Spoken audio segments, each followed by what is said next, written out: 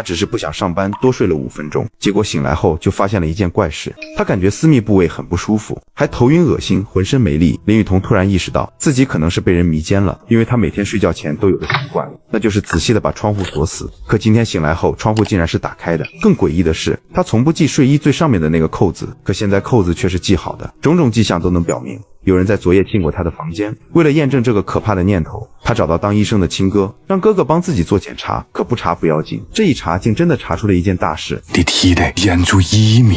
不仅如此，哥哥还在雨桐体内验出了残留的精斑，可门窗都是锁死的，完全没有破坏的痕迹。凶手是如何进来的呢？经过一番分析后，哥哥语出惊人：会不会是书的感动？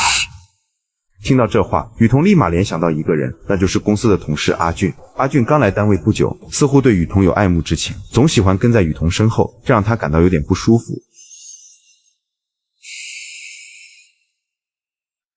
那个，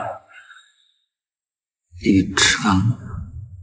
公司附近新开了一家热料店。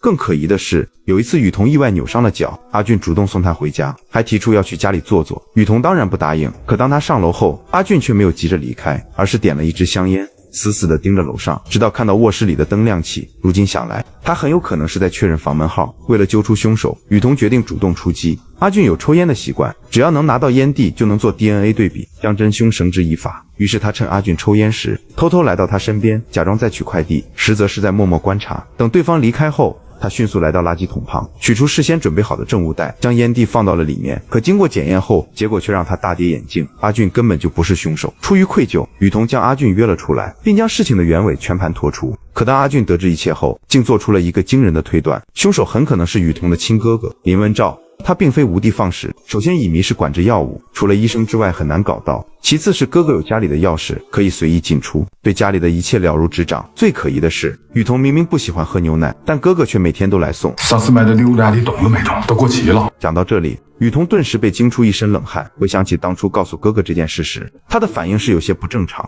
要不咱们报警？不能行，赖志信对你影响不好。我有你这么一个妹妹，你将来还有家人。从那以后，雨桐便搬了家，将房子租了出去。随着时间的推移，这件事被暂时搁置，直到2个租客的出现，怪事又发生了。时间来到半年后，一对父子租下了雨桐的房子。男人名叫严武，是个毫无底线的赌徒，每次输光钱都来找父亲要。我就是需要钱嘛，你不是大个月讲退休金4、5千块？父子俩为此大吵一架，可到了第2天，父亲竟离奇死在了躺椅上。严武本打算报警，可如果父亲没了，那每月4000多的养老金也没了，这等同于断了他的赌本，况且他还欠别人一大笔赌债。五哥有借有还，真还不出来，整个值钱的人来也行。思来想去，他决定藏匿尸体，将啃老升级为啃尸，可尸体已经变得僵硬，根本无法移动，必须要先分解一下。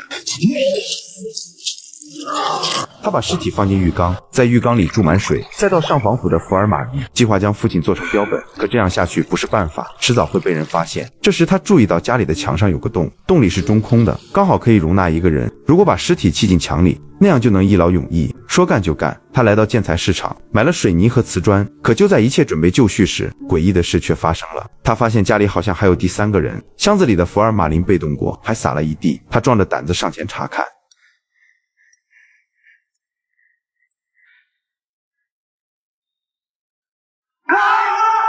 然而小区里的怪事还不止一桩。不久后，旁边单元又发生了一件怪事，有个小男孩下楼上学，竟在楼梯里离奇失踪了。再不下来要迟到了。啥子？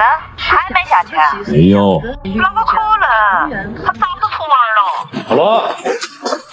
监控没有拍到孩子出来，且事发后警方搜遍了所有的住户，却一无所获。男孩生不见人，死不见尸。为了尽快破案，警方加大排查力度，竟在302室发现了男孩的血迹。这证明男孩失踪前曾到过这里。302的业主叫徐志杰，以前是个杀鱼的，后来改行做了建筑设计师。可面对男孩父母的逼问，他却坚称男孩失踪与自己没有任何关系。孩子自己跑到我们家来的吧，跟我有什么关系？老子娃儿要是有啥子事，老子弄死你！小区里频发怪事，究竟是鬼神作祟，还是有人在装神弄鬼？雨桐是被谁侵犯的？严武的家里是否有第3个人？在仅有一个出口的单元楼内，小男孩是如何凭空消失的？这是五一假期正在热映的电影《消失的人》。该片剧情紧凑，毫无尿点，悬疑氛围直接拉满。当你以为自己看透了真相时，下一秒就会被狠狠打脸。友情提示：由于部分画面过于惊悚灵异，还时不时有点贴脸小惊喜，所以胆小的朋友一定要艾特朋友一起去看。